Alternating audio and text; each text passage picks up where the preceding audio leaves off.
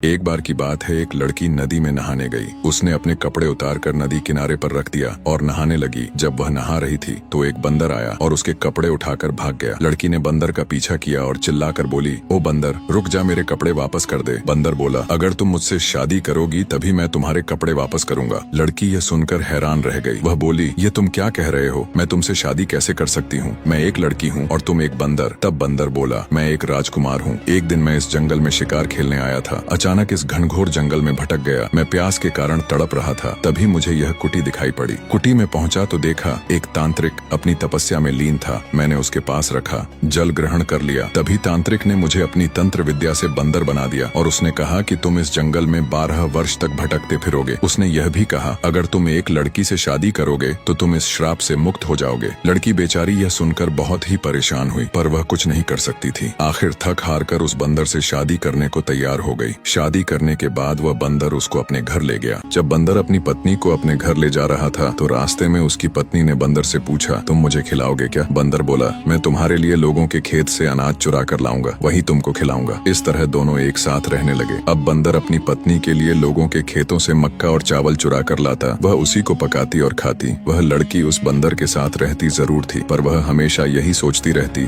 कि किस तरह वह बंदर के घर से भाग जाए। एक दिन जब उसका बंदर पति बाहर गया हुआ था तो उसने उसकी बूढ़ी माँ जो उसी घर में रहती थी उसे मार दिया। उसकी पत्नी ने उसकी खाल पहनकर बैठ गई। जब बंदर घर वापस आया तो उसने माँ को देखकर पूछा, माँ, मेरी पत्नी कहाँ है? उसकी पत्नी जो उसकी माँ बनी बैठी थी वह बोली, बेटा, मुझे क्या मालूम तेरी पत्नी कहाँ है, कहीं भाग गई होगी। यह सुनकर बंदर पति बहुत गुस्सा हुआ और बोला, तुमको नहीं पता कि मेरी पत्नी कहाँ भाग गई? अच्छा तो यही है कि तुम भी कहीं भाग जाओ। इतना कहकर उसने कई बार डंडे से पीटा। लड़की यह सुनकर बहुत खुश हुई और बोली, ठीक है, यदि तुम मुझे इस घर में नहीं देखना चाहते तो मैं अभी इस घर से चली जाती हूँ। इतना कहकर बंदर पत्नी जितनी तेज भाग सकती थी उतनी तेज वहाँ से भाग निकली। भागते भागते वह एक घनघोर जंगल में जा पहुंची। वह बहुत थक गई थी तो उसने सोचा, घर बहुत दूर है, क्यों ना थोड़ा आराम कर लिया जाए। उधर बंदर पति ने अपनी माँ के शरीर के कंकाल को देखा तो उसके पैरों तले जमीन खिसक गई। उसने सोचा, हो न हो सारी करामात मेरी पत्नी की ही है। इतना कहकर वह जोर जोर से चीखने चिल्लाने लगा। उधर बंदर पत्नी कैसे भी करके अपने भाइयों के घर पहुंच गई। उसने अपने भाइयों से आदि से अंत तक सारा हाल कह सुनाया। उसने अपने बंदर पति पर एक से बढ़कर एक जान से मारने के इल्जाम लगाए। ये सब सुनकर उसके भाई भी बहुत गुस्सा हुए और बहन के पति को अपनी बंदूक से गोली मारने चल दिए। बंदर के घर पहुंचे तो देखा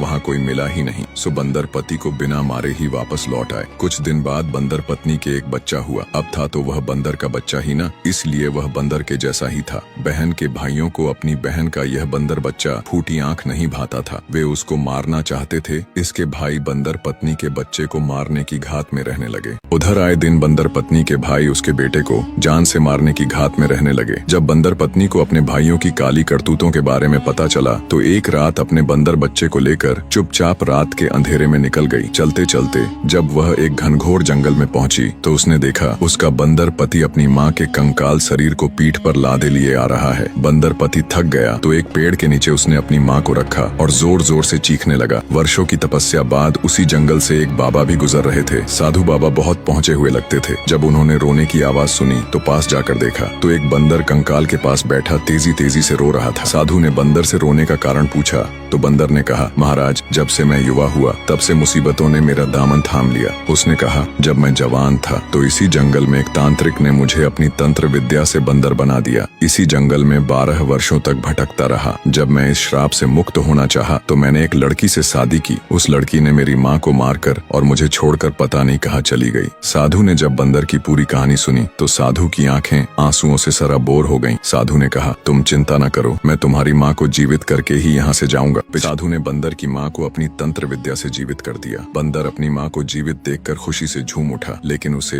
एक गम भुलाए भी नहीं भूलता, उसकी पत्नी का जो उसे बेवफाई करके छोड़ गई थी। बंदर और उसकी माँ दोनों घर जाने लगे। उधर बंदर पत्नी अपने बेटे के साथ छिपी यह सारा माजरा देख रही थी। अचानक उसका बंदर बच्चा गायब हो गया। बंदर पत्नी ने इधर उधर देखा तो बच्चा कहीं नजर न आया। तो बंदर पत्नी चिल्लाकर बोली, हाय, मेरा जान से प्यारा बच्चा कहाँ गया? हे भगवान, तूने ये क्या किया मेरे साथ? नैहर में पति, छूटा ससुराल में भाई, बचा कुचा एकमात्र सहारा, तूने मेरे बेटे को भी छीन लिया। इतना कहकर रोती बिलखती जंगल में भटकने लगी। बहुत ढूंढा पर बंदर बच्चा कहीं नहीं मिला। थक हार कर बंदर पत्नी एक पेड़ के नीचे बैठकर अपने कर्म को कोसने लगी। उधर बंदर बच्चा बड़ी मौज के साथ जंगल में टहल रहा था। जब रात हुई तो उसको उसको माँ की याद आई। इधर उधर देखा पर माँ कहीं दिखाई न पड़ी तो उदास होकर एक पेड़ की डाल पर बैठ गया और वहीं सो गया। जब सुबह हुई तो उसी रास्ते से एक शिकारी गुजर रहा था। जब उसने बंदर बच्चे को देखा तो उसकी खुशी का ठिकाना न रहा। जब शिकारी ने बंदर बच्चे की आंखों में झांक कर देखा तो वह सब समझ गया, जिस कारण से बंदर बच्चे को मारने की बजाय उसे पालने का निश्चय किया। उधर मुसीबतों की मारी कर्म की अभागन बंदर पत्नी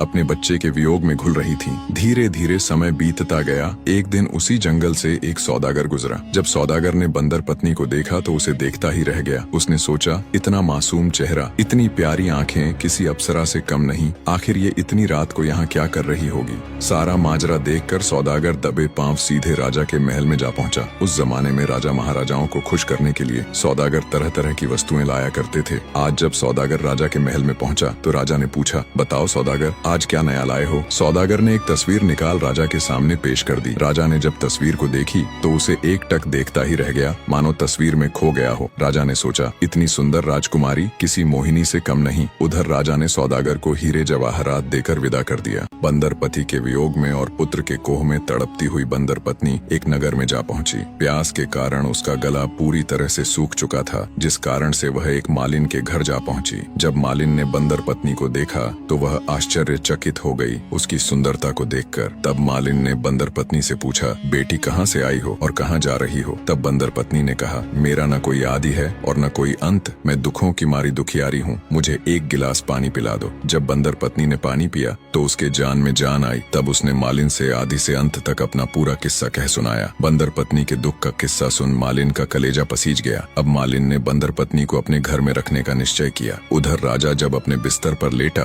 तो उसे रह रहकर उस तस्वीर की याद सताए जाती जो उसको सौदागर ने दिया था। राजा ने इतनी सुंदर राजकुमारी अपने जीवन में तो क्या सपने में भी नहीं देखी थी। यह सोच सोच कर रात भर करवटें बदलते रहा, लेकिन राजा को नींद न आई। राजा पूरी तरह बंदर पत्नी के प्यार में पागल हो चुका था। राजा की किसी तरीके से रात कटी। सुबह होते ही वह सज संवर कर एक से बढ़कर एक इत्र लगा अपने शाही घोड़े पर सवार होकर निकल पड़ा बंदर पत्नी को खोजने। उधर बंदर पत्नी मालिन के घर रहती और एक से बढ़कर एक फूलों के हार बनाती। भगवान ने बंदर पत्नी को अपार सुंदरता तो दिया ही था, साथ में बुद्धिमता भी। लेकिन बंदर पत्नी को रह रहकर अपने बंदर पति और बेटे की याद सताए जाती। लेकिन करती तो क्या करती। उधर बंदर पति को श्राप के 12 वर्ष पूरे हो चुके थे, जिस कारण से बंदर से एक राजकुमार बन चुका था। बंदर पति भी उसी नगर में रहता था जिस नगर में बंदर पत्नी रहती। उधर बंदर पत्नी के प्यार में पागल राजा जंगल में जा पहुंचा। उसने खोज अभियान शुरू किया, बहुत खोजा, लेकिन बंदर पत्नी कहीं नजर न आई। और आए भी कैसे जंगल में हो तभी तो। वह तो मालिन के घर रहती। सुबह होते बगीचे से फूल तोड़कर लाती और खूबसूरत माला और हार बनाती। थक हार कर राजा वापस अपने राज्य आ गया था। चेहरा उदास, बेचैनी छाई हुई। उसे बस एक ही चीज दिखती, वह थी बंदर पत्नी। आज जब राजा के दरबार में फूल मालाओं से सजी थाली मालिन लेकर आई तो उसमें कुछ अलग चमक थी। रोज की तरह मालिन ने थाली राजा को भेंट कर अपने घर चली गई। राजा ने जब फूल और हार से भरी थाली देखी तो वह देखता ही रह गया। उसने मालिन से कहा, फूलों की खूबसूरती और हारों की बनावट मुझे भा गई है, इसलिए तुम्हें मुंह मांगा इनाम दिया जाएगा। मालिन ने कहा, महाराज, इस इनाम की हकदार मैं नहीं, मेरी परदेसी बेटी है जिसने इसे मोतियों में पिरोकर डिजाइन किया है। तब राजा ने मालिन से कहा, फूला, कल अपनी परदेसी बेटी के हाथों फूलों का हार भेजना। फूला हाँ में हाँ मिलाती हुई अपने घर चली गई। उधर एक दिन उसी नगर से वही शिकारी बंदर बच्चे को लेकर गुजर रहा था। जब बंदर पत्नी की नजर अपने बंदर बच्चे पर पड़ी तो वह चिल्लाकर बोली, हाय मेरा बेटा, रुको रुको। इतना कहकर चिल्लाती हुई दौड़ पड़ी। देखते ही देखते पूरे नगर की जमावट भारी संख्या में तब्दील हो गई। लोग देखकर आश्चर्यचकित थे कि एक औरत का बंदर बच्चा कैसे हो सकता है। तब शिकारी ने बंदर पत्नी से बंदर बेटे के बारे में पूछा तो बंदर पत्नी ने अपने बेटे और बिछड़े पति के बारे में पूरी कहानी कह सुनाई। अपने बंदर बेटे को लेकर मालिन के घर जा पहुंची। अब बंदर पत्नी सुबह में फूलों के हार बनाती और शाम को अपने बंदर बच्चे के साथ खेलती। जब मालिन घर पहुंची तो उसने बंदर पत्नी से राजा की पूरी बात कह सुनाई। मालिन की बात सुन बंदर पत्नी को थोड़ा शक हुआ, लेकिन फिर भी वह फूल तोड़ने बगीचे में चली गई। जब बगीचे में पहुंची तो उसने देखा कि एक राजकुमार भी उसी बगीचे में टहल रहा है। राजकुमार को देख बंदर पत्नी के पैरों नीचे जमीन खसक गई, क्योंकि राजकुमार कोई और नहीं बल्कि वर्षों पहले बिछड़ा